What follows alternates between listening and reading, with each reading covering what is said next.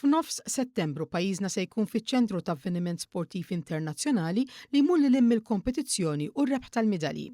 Taħt il-messaġġ Beyond the Wave, Special Olympics Malta se tlaqqaf pajjiżna mijiet ta' atleti b'messaġġ ta' kuraġġ, opportunità u fuq kollox inklużjoni.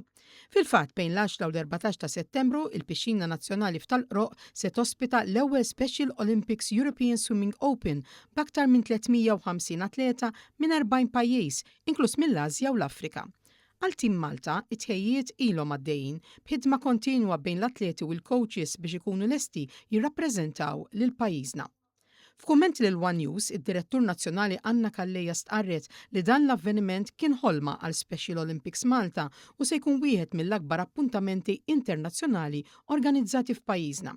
Spjegat li avveniment ta' dan it-tip iġib miegħu sfidi loġistiċi minħabba lat ta' atleti, uffiċjali u qraba, iżdu pass naturali wara s-suċċess tal-Invitational Games li Malta ospitat fl-2022. L-avveniment ukoll se jagħti l-opportunità lill-lawwiema kollha Maltin ta' Special Olympics biex jieħdu sehem bil-kontra ta' kompetizzjonijiet barra minn xtutna fejn ikun jista' jintażel biss grupp żgħir. Hija opportunità fejn l-atleti kollha tagħna is-swimmers ħajjipparteċipaw. Hija wkoll opportunità fejn il-ġenituri tagħhom se jaraw l-isfidi, il-challenges kbar li jiffejsjaw uliedhom fil-ħajja, però mbagħad fl-ilma they go beyond the wave. Kif inhu il-logo ta' din l-avveniment.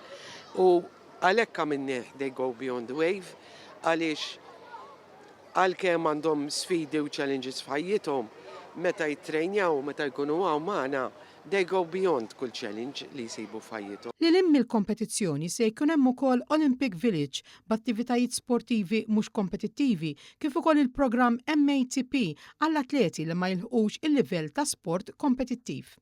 Waħda mill-coaches tal-għawwiema Maltin, Joyce Orland, spjegatilna li aktar ma toqrob il-kompetizzjoni, aktar qed jiżdied it-taħriġ. Normalment ikollhom darbtej fil-ġimgħa, però meta tkun qed toqrob competition dejjem inżidulhom xi żewġ sessions oħra, iktar ma mmorru li qrib il-competition iktar jiżdiedu sessions biex ikunu iktar intens u iktar fit u preparati għall-competition. Finalment, Anna Kalleja appellat biex il-pubbliku ġenerali jagħti s-sapport tiegħu lil dawn l-atleti li forsi ma jgawdux il-popolarità ta' atleti oħrajn nazzjonali. Dan jinkludi wkoll iċ-ċerimonji spettakolari tal-ftuħ u l-għeluq.